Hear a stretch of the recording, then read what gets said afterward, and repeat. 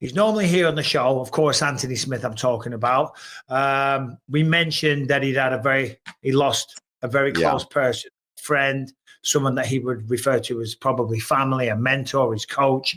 So he's been going through a tough time, but he's still fighting this weekend against Dominick Reyes. So Anthony, on behalf of myself, the whole team here, I'm sure I speak for you, Paul, as well, and all the believers, we truly wish you nothing but the best this weekend. Hope you go out there. Hope you smash it. Because the Anthony Smith that is in his prime, I believe, beats Dominick Reyes. Yeah. Obviously, the version that showed up against, what's his name that he lost to last time? My God, what's his name? The Georgian dude as well. Help me, Paul. I'm scrolling down. I'm looking at Dolidze. Dolidze, yeah. That version will struggle against Dominick Reyes. And I think Anthony would agree with that if he was sitting here and analysing the fight as well. And I think he knows that. So this training camp, he's left no stone unturned. He's gone to different places. He's been training with Stipe, training with Dean Thomas and people like that. You know, like the Anthony that choked out Alexander Gustafsson or somebody like that, that's what needs to show up this weekend. Because Dominick Reyes, you know, he knocked out Chris Weidman at light heavyweight, a bunch of other people. Yeah, he lost some fights, but that was to John Jones. Then it was Yuri Prohashka. I forget who the other one was as well. The point I'm making is, though, Reyes is a dangerous guy. Anthony's a dangerous guy.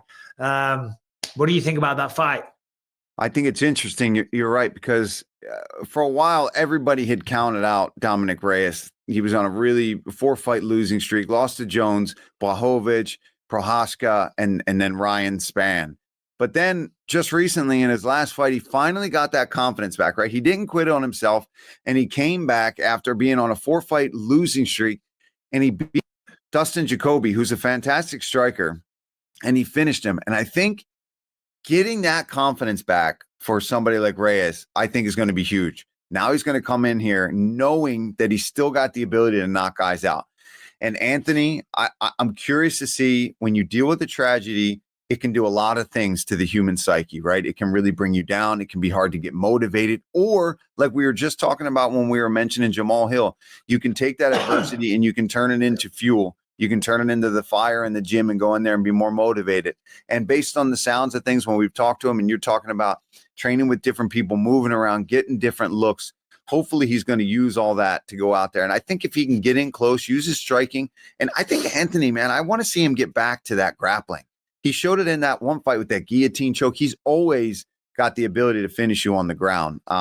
I just think sometimes he gets a little comfortable on the feet and lets things get away. And with the Dominick Reyes coming off a big knockout win, he can't afford to do that. He's got to try to get in close, get this fight to the ground, get a little dirty with Reyes, not stand and just kickbox with him. I think that's going to get him in trouble. And I know Reyes is probably going to look at some of Anthony's fights and think leg kicks. We've seen him hurt with them before. So I know he's got to look out for that. And Reyes is a guy that likes to use his kicks, but he's southpaw, right? Think Dominick Reyes southpaw? I think so. And just going back to Anthony for a second, like, you know, people talk about some of the losses recently, and sure, you know, wins are a big part of this sport. You've got to win fights, okay? But the people that he lost to, Magomed Ankalaev, then he went to a decision with Johnny Walker. He beat Ryan Spann, and then it was Khalil Roundtree Jr. There's no shame in any of those. And Khalil was short notice, and Roman Dolidze, that was short notice. It was supposed to be Oldberg, and yes, Dolidze stepped up on short notice as well.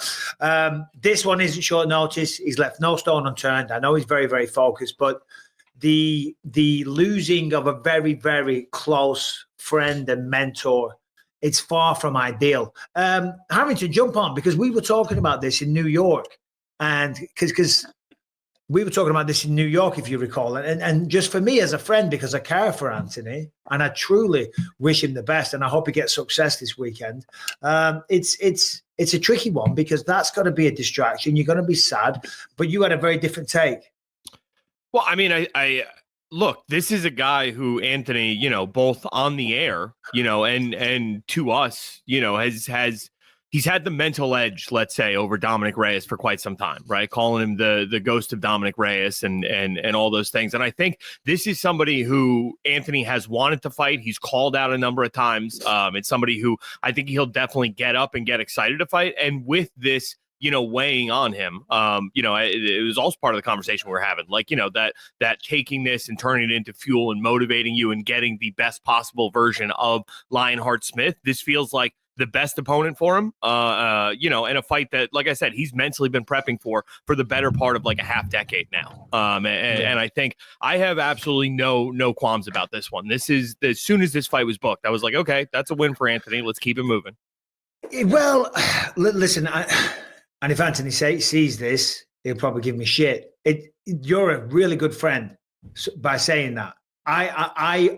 I have a kind of a different view. I'm not saying I think Anthony loses. I think Anthony shows up in the best version of himself. I think he can 100% win this fight. But you've also got to recognize that Dominick Reyes is a dangerous man. And this is the sport of mixed martial arts, and anything can happen. Nothing is given. So you can't say, and I'm not trying to be disrespectful, Harrington, you can't say, Anthony wins this, let's move on. It's never as simple as that. And Dominick Reyes is looking at Anthony as a well-established opponent, somebody that he can now continue to build his win streak on. He wants to get back into the title conversation. He wants to be taken seriously again by the fans. And this is a guy that's very, very dangerous. He's a big, tall, strong guy. He can wrestle a little bit. He's got powerful hands. We wish Anthony nothing but the best. I hope you're right, Harrington. I hope you're right. Anyway, just quickly on Leon Edwards. What do you think about Leon Edwards' opponent not announced? I think it makes total sense that Leon would headline London. Listen, he was the champ. He defended it 2 times. He lost to Bilal. Now the champion's trying to work his way back up.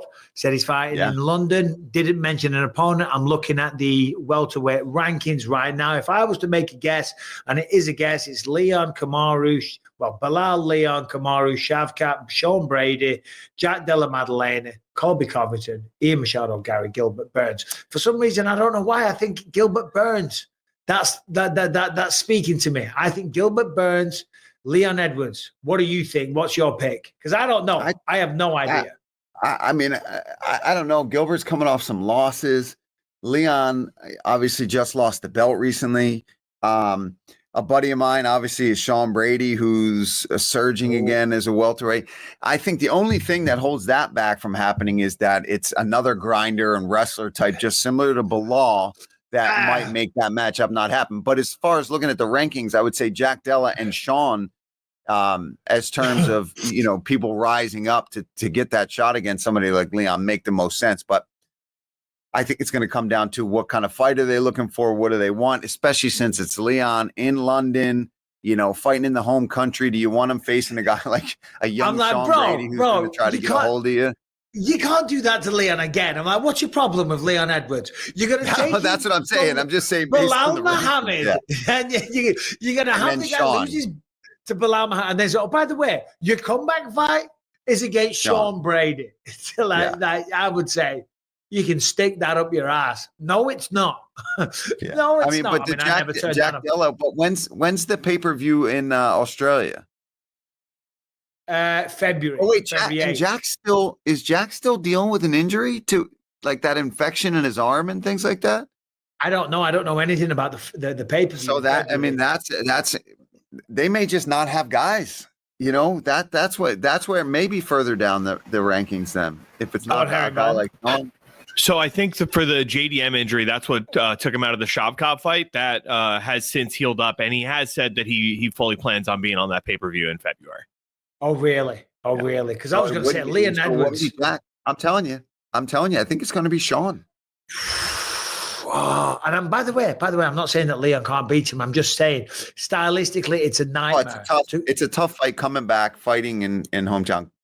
But to go from Bilal to him, go on, Harrington. I was going to say, what about the winner of Buckley versus Colby? You're talking about, main eventing the Tampa January, card. February, March.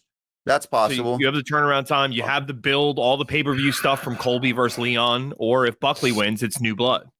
But if Buckley wins 100%, I would love to see that. But if Colby wins, we just saw that recently. And it wasn't like the most entertaining fight. It was a shutout by Leon.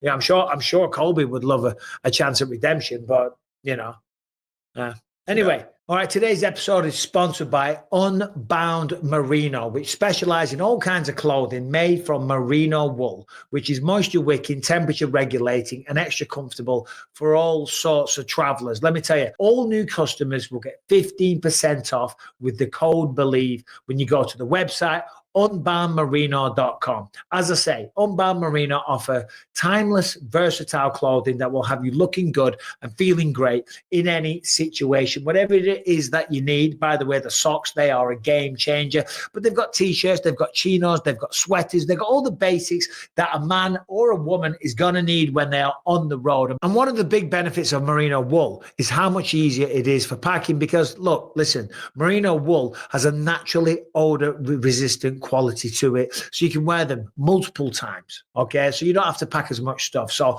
as I say, head over to unboundmerino.com, where new customers, when they use the code BELIEVE, they will get 15% off.